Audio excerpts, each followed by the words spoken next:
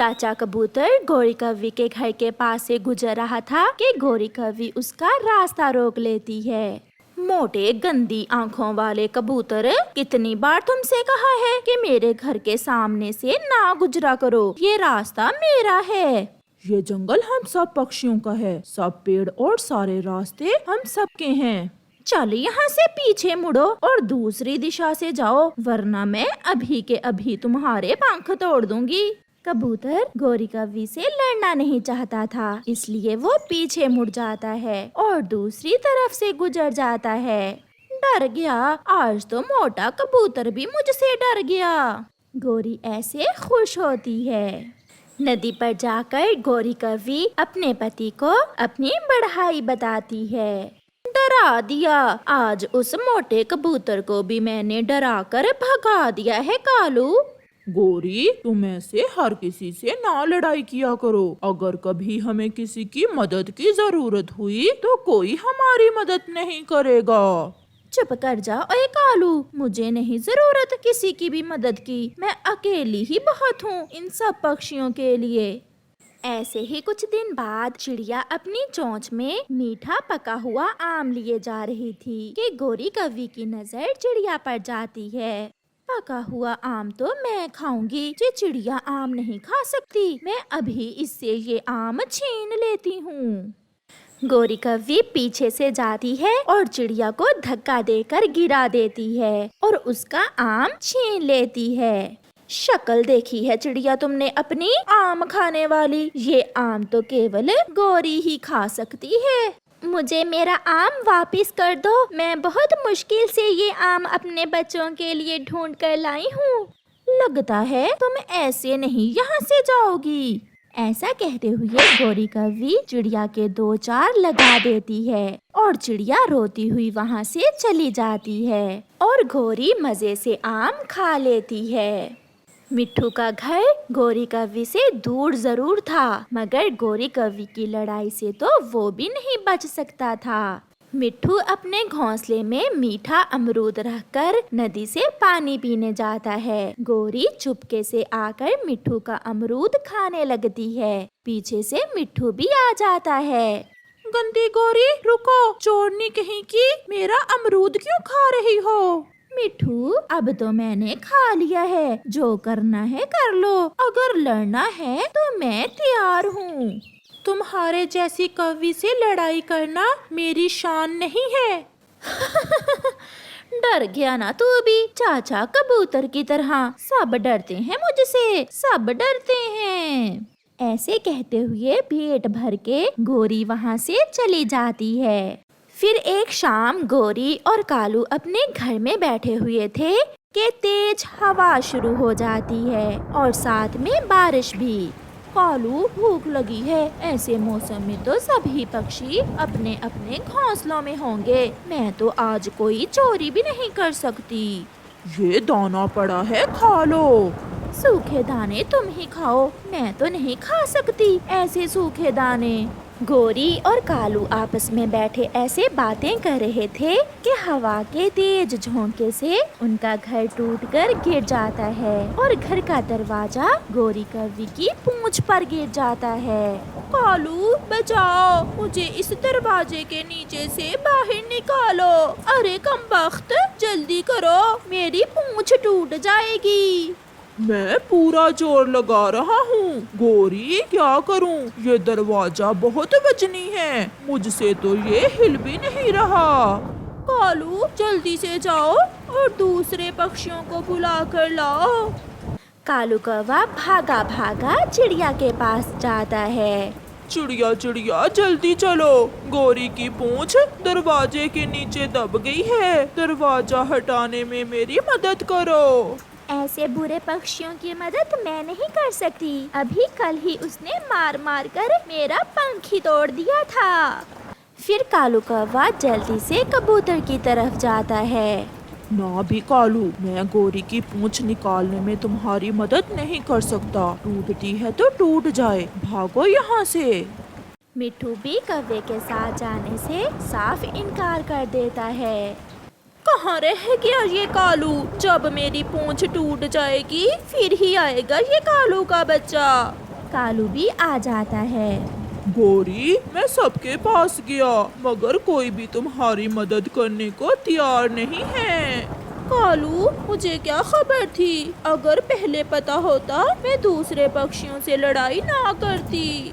इसीलिए तो मैं तुमसे कहता था कि ऐसे हर किसी से लड़ाई करना ठीक नहीं है। फिर कालू कौवा कैंची से गौरी की पूंछ काटकर गौरी को दरवाजे से बाहर निकालता है और कालू गौरी की कटी हुई पूंछ देखकर हंसे जा रहा था। गौरी, बिना पूंछ के तो तुम कोई चुड़ैल ही लग रही हो। मगर गौरी कौवी आज चुप थी। शायद इस दुर्घटना ने उसे अच्छा सबक दे दिया था। बारिश में चातिर कौवा उड़ा जा रहा था। आज फिर वो किसी न किसी पक्षी को उल्लू बनाने के चक्कर में था। मैं कौवा काले रंग का, मैं कौवा काएं काएं करता जाऊं, सबको मैं उल्लू बनाऊं, हो रहा मिट्ठू तोता। ऐसे गाना गाता काला कौवा मिट्ठू के पास जाता है। मिट्ठू अपने छाते के नीचे बैठा अपने घोंसले में अमरूद खाने ही वाला था। रुको रुको मिट्ठू, तुम यहाँ बैठे अमरूद खा रहे हो? वहाँ चिड़िया का घर टूट गया है, जाकर उसकी मदद करो। नहीं, ये तो बहुत बुरा हुआ। कुछ सोचे बिना मिट्ठू तोता अपने घोंसले से भागता है। वाह रे कालू, बहुत चातिर हो तुम। कौवा वो अमरूद उठाता है और भाग जाता है। चिड़िया का घर तो अच्छा भला है। मिट्ठू, क्या हुआ? ऐसी बारिश में आप यहाँ? कौवे ने मुझे बताया कि तुम्हारा घर टूट गया है और तुम्हें मदद की जरूरत है। नहीं मिट्ठू, मेरा घर तो अच्छा भला है। उसने जरूर तुमसे झूठ बोला होगा। मेरा अमरूद, वो मेरा अमरूद खा जाएगा। मिट्ठू ऐसे शोर मचाता हुआ वहाँ से भागता है। खा गया, दुष्ट कौवा मेरा अमरूद खा गया। मैं भी छोड़ूंगा नहीं दुष्ट कौवे को। रास्ते में जाते हुए कौवे को एक पेड़ पर मीठा फल लगा हुआ मिलता है। कौवा वो फल तोड़ लेता है। आज तो मिट्ठू का अमरूद खाकर पेट भर गया। ये फल मैं कल खाऊंगा, बहुत मजा आएगा। कौवा घर चला जाता है। बारिश में रात होने का पता ही नहीं चलता कि कब हो जाती है। कौवा आराम से वो मीठा फल अपने घोंसले के पास रखता है और सो जाता है। सुबह हो जाती है। बहुत भूख लगी है। मैं आज कौवे को उल्लू बनाता हूँ, जैसे उसने कल मुझे बनाया था। ये सोचकर मिट्ठू कौवे के घर की तरफ उड़ता है। कालू कौवा अभी तक सोया हुआ था। मिट्ठू कौवे के घर के दरवाजे पर दस्तक देता है। ये कौन आ गया सुबह सुबह मेरी नींद खराब करने? मिट्ठू, तुम यहाँ? क्या काम है? कौवे कौवे, जल्दी जाओ, चिड़िया ने मीठी खीर बनाई है, जाकर तुम भी खा लो। क्या? मीठी खीर? मैं अभी जाता हूँ। कौवा तो अपने घर का दरवाजा खुला छोड़कर वहाँ से भागता है। अब देखता हूँ इस चोर के घर से मुझे क्या मिलता है। बताओ कौवे, अब मुझसे क्या झूठ बोलोगे? किसका घर टूटा है आज? मुझे मिट्ठू ने बताया है कि आपने मीठी खीर बनाई है और मुझे बुला रही हो। मुझे जल्दी से मीठी खीर दे दो। चल भाग यहाँ से, काला कौवा कहीं का। बारिश में सबको तंग करने आ जाता है। मेरे पास नहीं है मीठी खीर। क्या? तो फिर मिट्ठू ने मुझसे झूठ बोला। मेरा मीठा फल। ऐसा कहते हुए काला कौवा वहाँ से भागता है। बहुत मजे का था ये फल, स्वाद ही आ गया। कौवे का मीठा फल खाकर मिट्ठू वहाँ से चला जाता है। कौवा भी बहुत तेजी से घर की तरफ जा रहा था। वो घर पहुँच जाता है। नहीं है मेरा मीठा फल, नहीं। वो मिट्ठू का बच्चा मुझे उल्लू बना गया और मेरा फल खा गया।